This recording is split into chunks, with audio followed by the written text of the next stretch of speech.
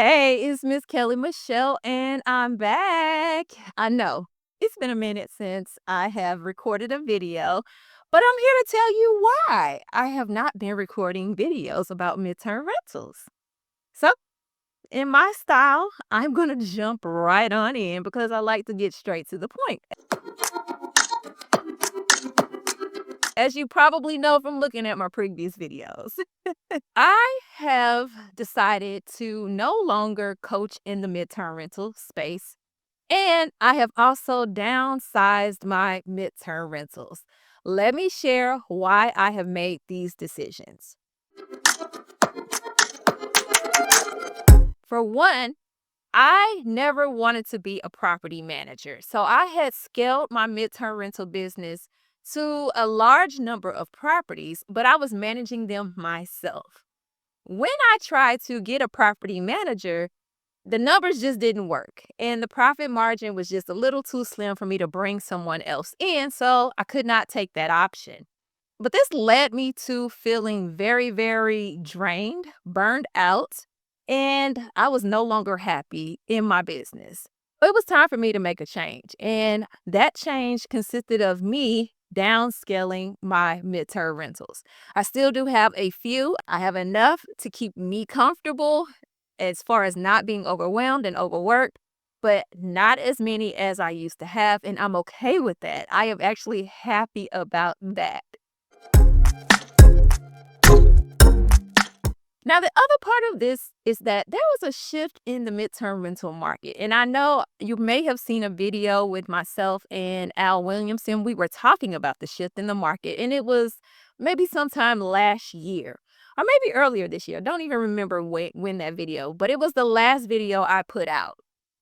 And that shift was affecting myself. That shift was affecting my students. What I believe was happening is that basically a lot of people got excited about midterm rentals, whether that was short term rental hosts who could make some more money with midterm rentals in their down seasons. There was landlords who wanted to make more of money off of their long term rentals. So they started changing properties into midterm rentals as well. Needless to say, there are a ton of midterm rentals on the market, and there are not enough people to stay in these midterm rentals. We have to think about it. Short term rentals is one thing. When you have people traveling for vacation and trips and visiting families, that's always going to be a good amount of people who are going to stay in a short term rental. When it comes to a midterm rental, that is a select amount of people. Now, the people I catered to, those were working professionals, people who were going through life changes and needed a place to stay temporarily. Those were primarily the people I served. Every once in a while, I would get an insurance company contact me who would be interested in one of the properties. Well, my properties were usually filled at the time, so I couldn't do anything with the insurance claims. Now, let's flip that around and let's also talk about the shift in the type of guests that were looking for midterm rentals. I personally started noticing guests becoming pickier and pickier and wanting more and more. They started reminding me of short term rental guests. Those were not the type of guests I wanted to serve. I used to do short term rentals and I got out of that space because I wanted to do a more relaxed business where the people did not demand as much. I wanted the people who were coming in town to work. They stayed in the properties. They weren't looking for much. They wanted a safe, comfortable, quiet place, and that is what I provided. But when people started getting pickier, wanting to view properties in advance, which is nothing wrong. However, I have a rule where I did not and still do not allow people to view properties if it's occupied. So that became a challenge because a lot of times my properties were occupied. And when they were vacant, I didn't hear anything. Of course, it was crickets. So there was times where I would have one or two properties that were not being filled. I did not have that problem in the past, but it goes back to a lot of people have come into the midterm rental market. There are a lot of options out there and there's more competition, and that's just what it is. I decided to stop because that's what felt good to me, and I felt like it was time to pivot. All right. So that brings us to our next stage here. How did I pivot and what was that journey like? I took some time to myself and I had to recalibrate. We already talked about me downsizing my midterm rentals. I stopped being a midterm rental coach and I sat still because what I've always been taught to do is if you don't know what to do, sit still and allow it to come to you.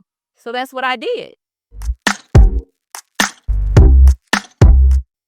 Now, over the years, there has always been a little voice inside of me, my intuition, kind of saying what I should do, what my passion is. And I kept pushing it away because it was something that I did not want to do. It was something that I wasn't ready to do as well.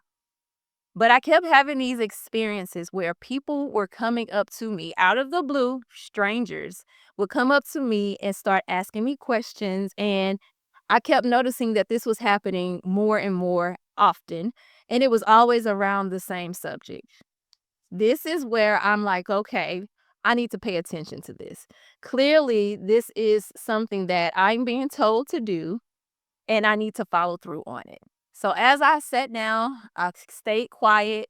I tried to get clarity. I ended up going through a certification process to become a transformational practitioner. You're probably like, what is a transformational practitioner? If you've heard of transformational guide, transformational coaching, those types of things, same thing. It's basically helping people become who they really want to be, helping them uplift themselves to becoming the person that they were meant to be in this world. Long story short, now there's a variety of ways to do that. There's a variety of ways to focus on that. Mine's in particular is focusing on eliminating the emotional challenges that we face due to different situations in our lives or things that we've actually put on ourselves. After I did this certification, I still didn't know what I wanted to do with it. I was really just taking what I call my faith walk. I was just listening to my intuition and I was just taking action, not knowing what this would lead me to. So after I became certified, I'm just like, okay, well, what do I do with this? Had no clue. Again, had to take time to get clarity on that.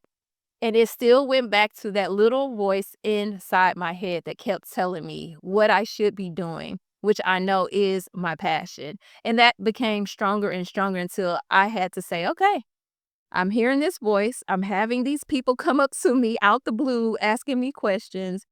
It's time. Even though it was time, I still had to prepare myself because that meant I had to share my story to the world. I was not ready to do that.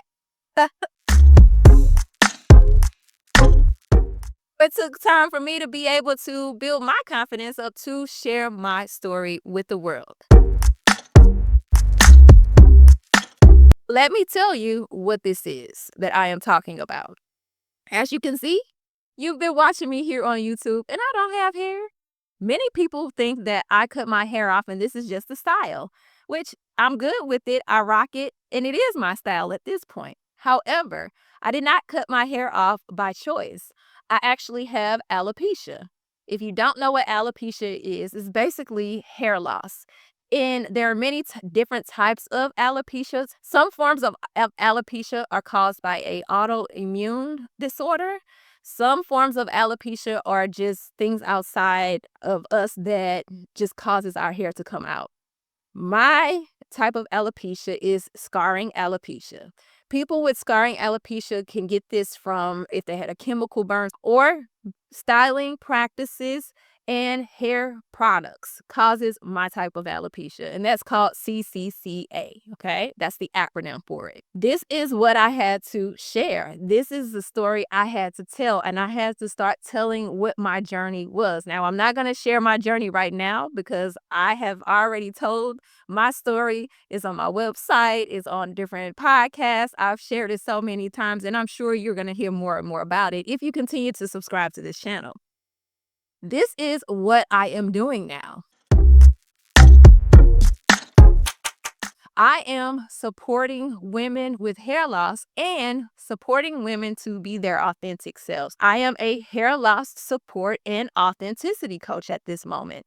I've been doing it for a while now. I've just been quiet about it. I've been posting on social media, just a little clips in here and there. Not everyone knows, but a few people already do know. Since I have pivoted and changed my direction in my coaching, it is now time for me to jump back into YouTube and change my channel. I know all of you are here because you want to learn about midterm rentals. But at this point in time, there are plenty of people out there teaching midterm rentals. When I started on YouTube, there were only about 3 of us talking about midterm rentals or extended stays and things like that. Now you have an abundance of people that you can learn from, and I am not needed in this space, nor do I want to be in this space any longer. So I'm going to serve me, myself, and do what's good for me. And I'm going to allow you to make sure you find the right people for you to learn about midterm rentals. I will not be talking about midterm rentals or real estate any longer on this channel. I understand that some of you will unsubscribe, and I am okay with that because that is not the reason why you joined this channel. This channel is transitioning over, and I will be talking about hair loss in women and how we can lead more authentic lives. I know this is not for everyone. However, if you know a woman who may be interested in this and need this type of support, hey, just refer the channel if you unsubscribe, okay? I will be sharing tips. I will be sharing stories, talking to specialists about hair loss and things that we can do. I will be providing education. This is what I am happy doing. This is what my purpose is, and I am open and honest about it at this point to everyone in the world. I have shared my story, and I am good to go, and I'm here to support other women who are facing the same challenges that I have faced. Now, I do still spend 10% of my time doing real estate, my long-term rentals, midterm rentals, and things like that. But 90% of my time is now coaching and supporting women with hair loss and authenticity.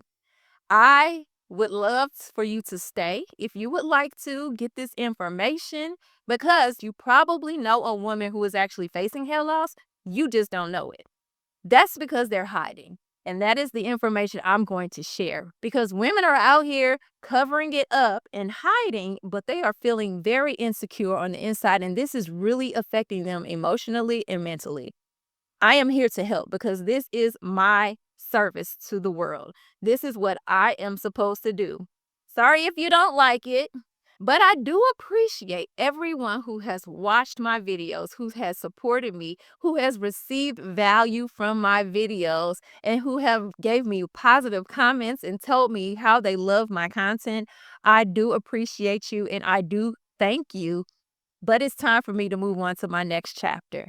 I would love for you to come along with me in my next chapter, but if you don't, I understand. That's what I have for you today. This channel is being revamped, and once a week, I will be posting videos around women's hair loss and how to be your true self. Stay tuned because I have some good content for you. All right. Until next week, see you later. Bye.